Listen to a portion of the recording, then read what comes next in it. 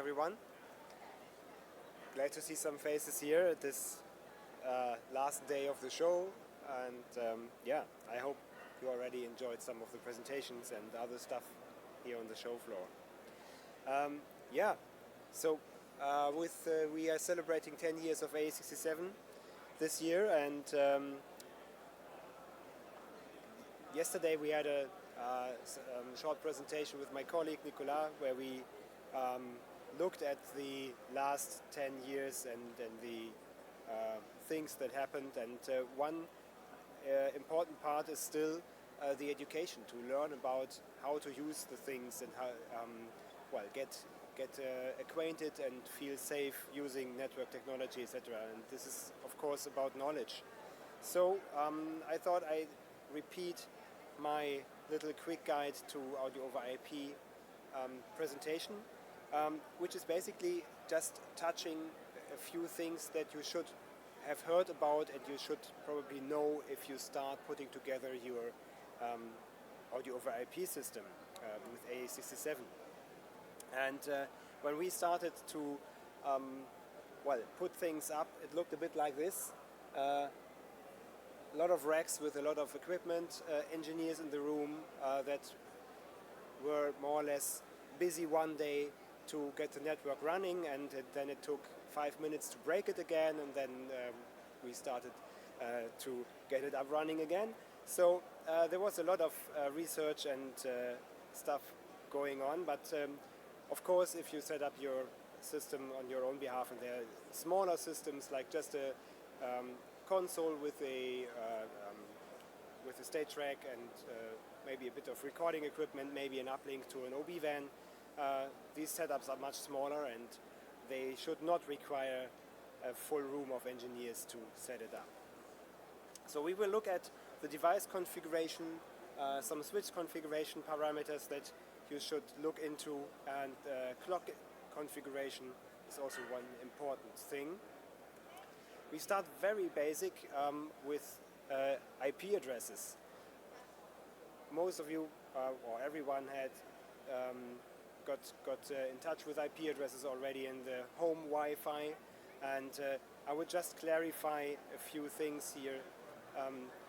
There's DHCP, which is basically just a system or a server to distribute and assign IP addresses to your devices in the network. You know it from your Wi-Fi router at home. You just plug in or hook up to the Wi-Fi, and then your computer or your device gets an IP address assigned. Mostly they are in the range of the 192.168 range or 10.0 range, so it's a private IP address. Then there's zeroconf with linked local addresses, and this is something, if DHCP is not in place, devices can negotiate a random IP address among themselves. This is something which is, for instance, automatically activated in all Dante devices. So if you put them on one network, they will negotiate a linked local address, which looks like the 169.254 address range, and then they can access and connect with each other. And of course, there's always a way to manually set up the IP addresses.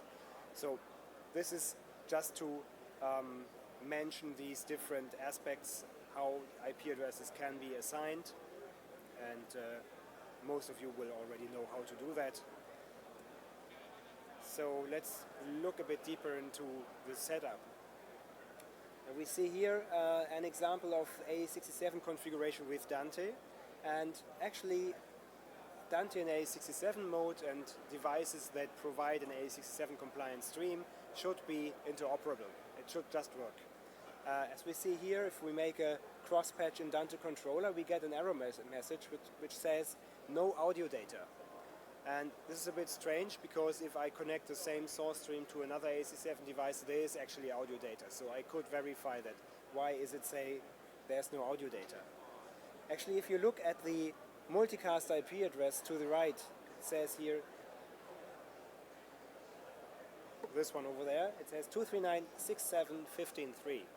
And in Dante there's a peculiarity with the AE23 implementation, which is called the multicast address prefix.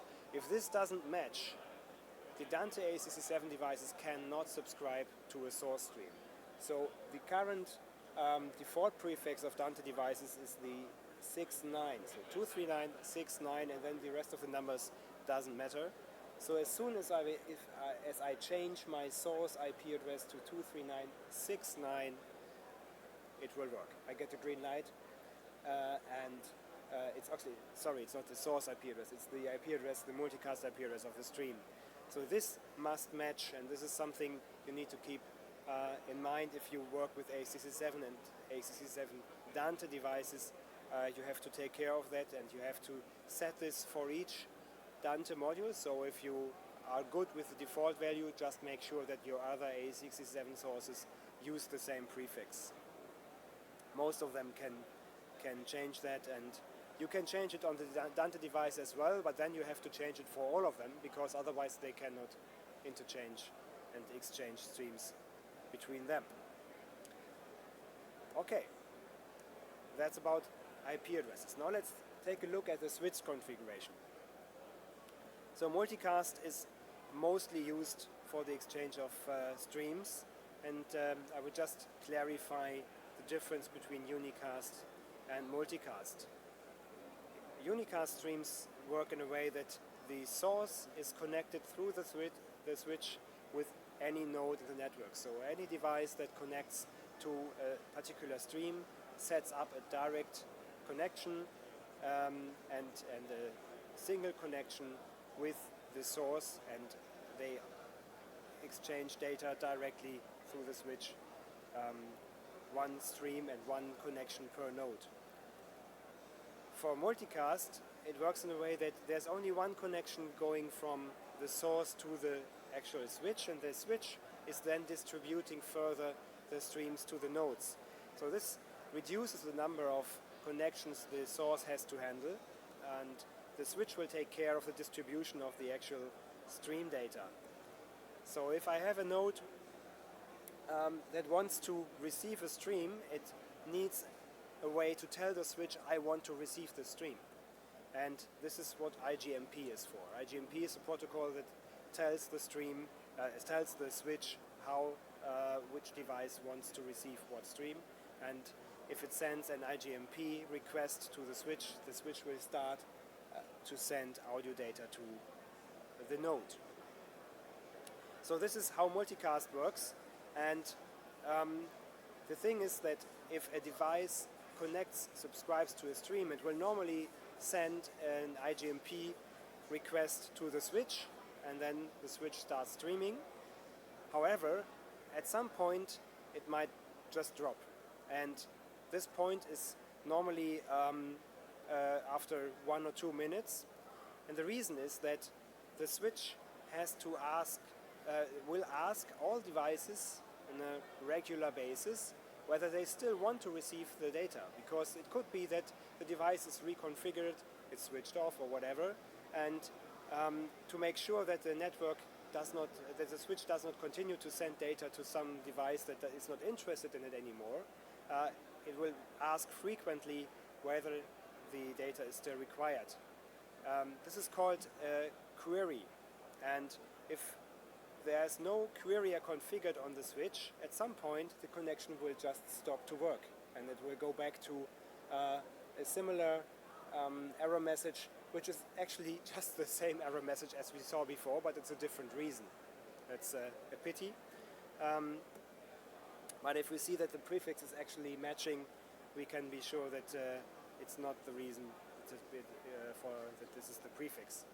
So if we look at the IGMP messages, just pick one out here, there's one query coming from the switch at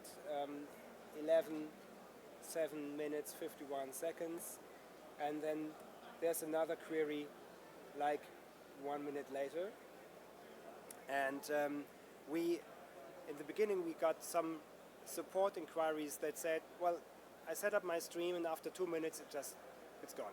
Why is that? And if we look at the switch configuration, there's actually a query interval that can be set. This one here. And most switches have a query interval of 120 seconds set. This is some more or less industry default. some have different values, but it's quite common to have this range. So if you encounter an issue like that after the stream starts working, you have audio, but after 1 or 2 minutes it just drops, it's pretty likely that you do not have a querier in place.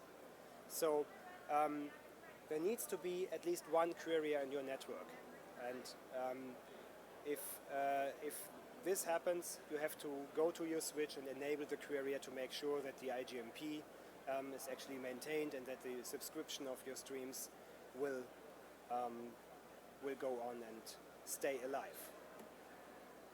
Another switch configuration thing is the quality of service setup, and quality of service is required to actually queue and prioritize the traffic. Because if we look at this, I just picked some colors. The green ones, let's say the blue ones are sync packets. Then we have some audio packets in orange and some random other data configuration, control data, emails, whatever, in gray. And then we have in the switch some queues, and these queues are used to prioritize the data. And for instance, here we have in the first queue the sync packets. They are tagged with a particular value, and this value is in this case EF.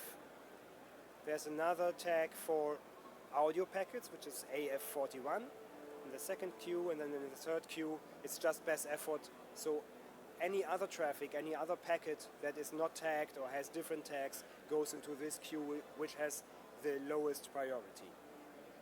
So afterwards we can see that we have sync packets with the highest priority that go out of the switch whenever they come in.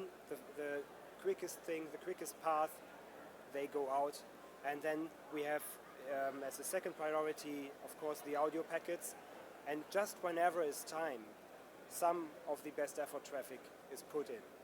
And this helps to maintain a flawless synchronization and flawless audio transmission throughout the network.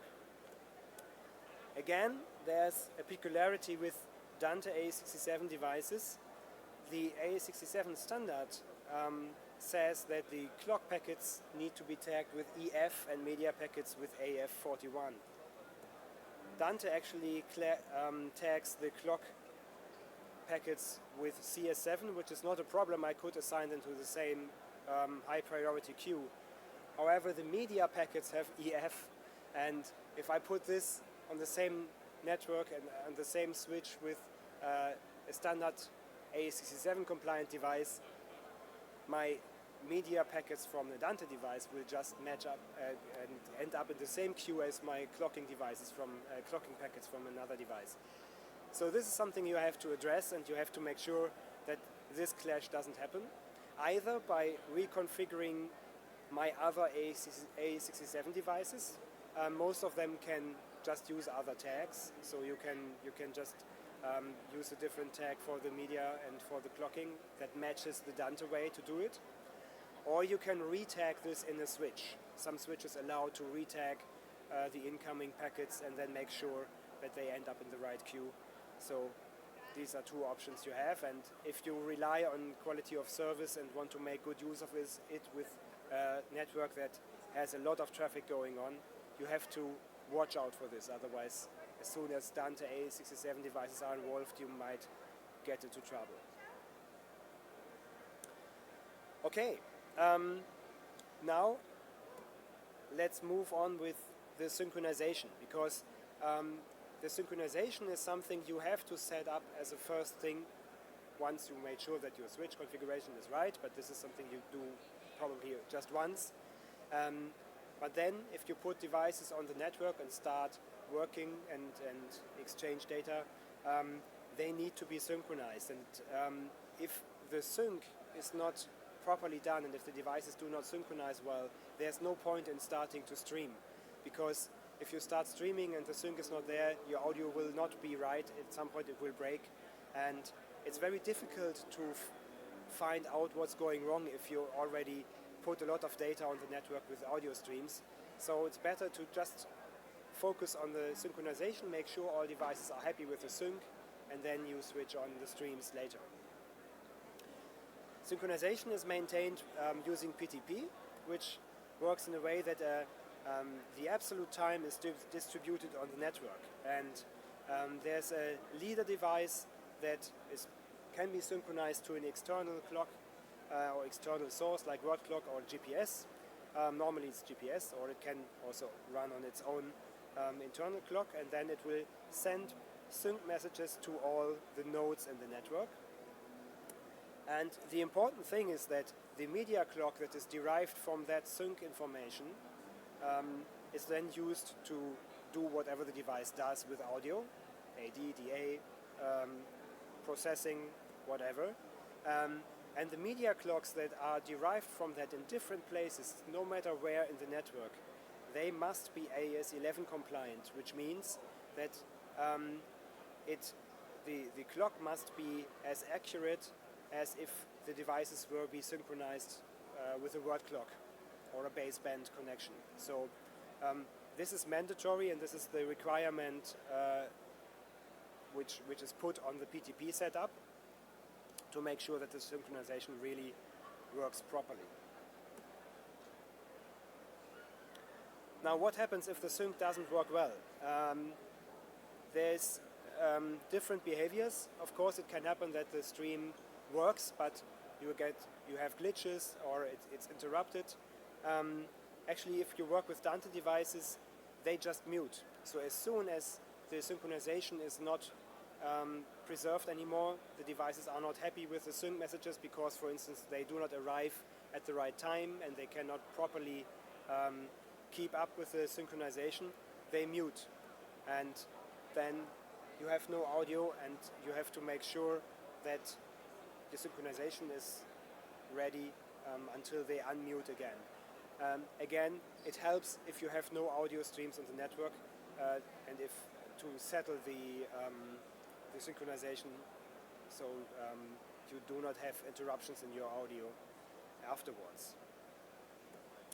Let's take a quick look at the sync distribution. If I have a standard switch which probably supports quality of service, but otherwise it doesn't know much about PTP and it just passes on packets, what will happen is that the time information coming from the leader goes through the switch.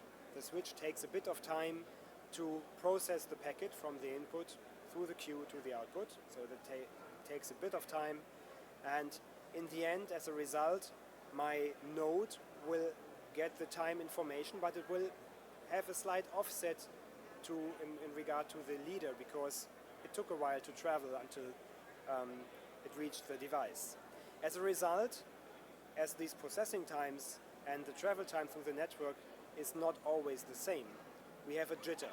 So we call it PTP jitter, and in the end, we can see here in this graph that there's some jitter going on in the way how the PTP packets are received.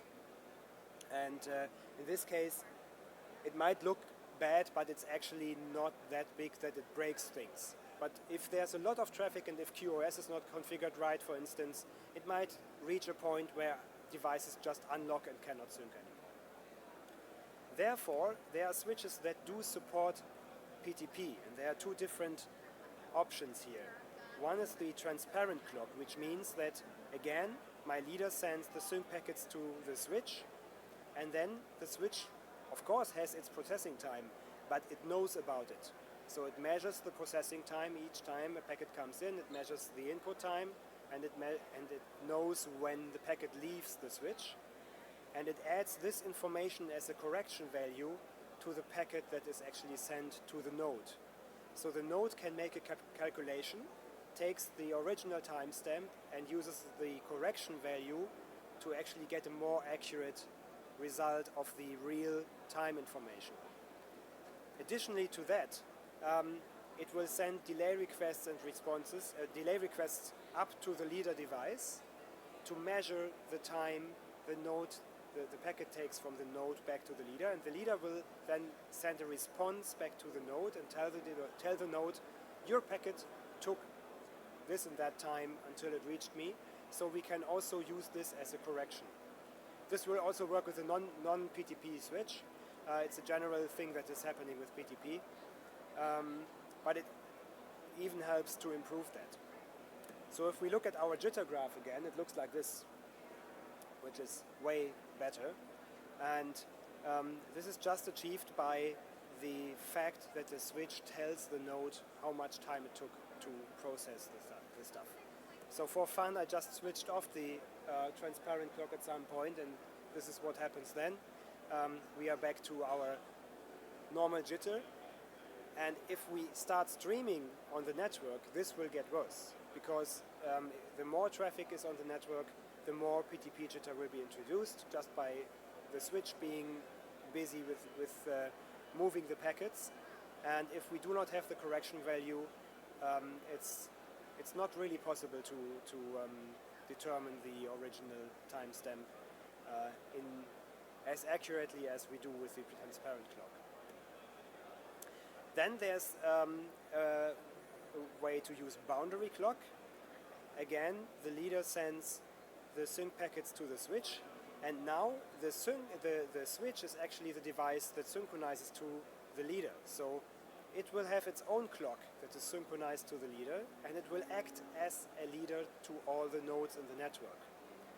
This is just a different approach, and the reason or the difference between boundary clock and transparent clock is that if you have a lot of nodes in the network, like 500 devices that are fed by and synchronized to one leader device, if all of them send these sync and delay requests up to the leader has to handle all these delay requests and send responses back on through the whole network to all the nodes. And if we have a boundary clock in between, the boundary clock will handle that. So the leader has only delay requests directly from the switch, from the boundary clock, and then the switch will take care of all the nodes. So this is a way to scale on the network and make sure that the leader is not overwhelmed and too busy with just handling delay requests with a lot of nodes in the network. And the result is similar to the transparent clock. Again, the jitter is down to almost zero, and we have a very accurate synchronization.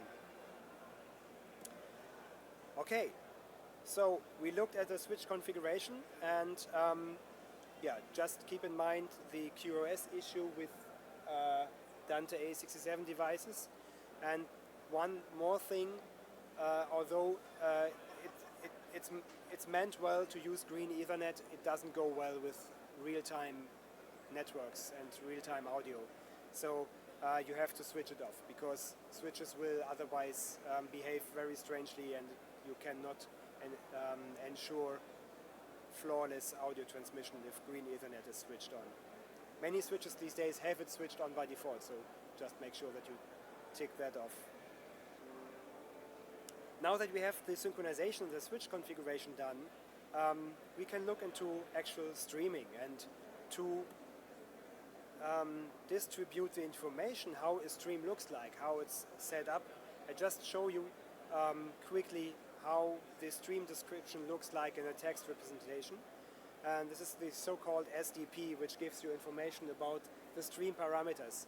You don't have to understand that in detail, but it's probably interesting just to, if you see such an information, or if you need it to look at it, you can see, for instance, in the C line up there, the 239.0.0.1 address. This is the destination multicast IP where the stream goes to. And then we have the first A line that tells us this is a 24-bit stream, 48 kilohertz, 8 channels. So if you get an SDP, just for troubleshooting, it might be interesting. You can see all the information here. Normally, you don't have to mess with that, because there are means to distribute the SDP information and exchange it between devices on the network. Dante controller uses MDNS to discover devices and also to exchange SDP data. There are Ravenna session protocols. Dante AES23 uses the SAP protocol to exchange that. So if your AES23 devices support SAP, they will show up in Danto controller as a source, and you can make patches in both directions. Then there's NMOS, which is a more broadcast-related protocol to set up, to discover devices, discover streams, and set up connections. And of course, AES23 mandates to have means to manually set up streams as well. So you just put in the multicast IP, the sample rate, channel count, and then you connect the stream.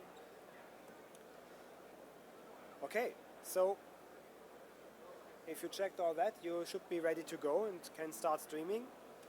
If things go wrong, I just mentioned a few tools that you might find helpful. Of course, there's Wireshark, which is a huge thing. It's not just for audio over IP or just that. It's a big, a very powerful software tool to analyze network traffic. However, it can be very helpful to just analyze particular things, and there are filters. So if you type in IGMP, for instance, you can just filter for IGMP packets, and you can understand very quickly if after 3-4 minutes there has never been an IGMP query, there's no query on the network, and then you can figure out why this happened, for instance. Based on Wireshark, there's a free freeware tool by Meinberg, a leader grandmaster manufacturer, and they came up with PTP DIrectOut, which is a software piece that particularly shapes the Wireshark capture and presents it in terms of PTP and synchronization. So it will show you what leader devices are on the network. It will show you the sync rate, sync messages, the delay requests and responses going back and forth. So this can also be quite helpful, and it really focuses on PTP information. And of course there's the AIMS Alliance website, which shows a lot of, or has a lot of best practice guides, white papers, and links to other tools that will be helpful to troubleshoot your network and get more information. Okay, so far my very quick run through the things that we found some of our customers in the beginning really quickly had issues with, and we thought we wanted to share. If there are further questions, I'll be here for a moment, or otherwise at our booth over there at DIrectOut, and I will be happy to answer questions if you have any. Otherwise, you can also check out our website, or, as I said, thank you.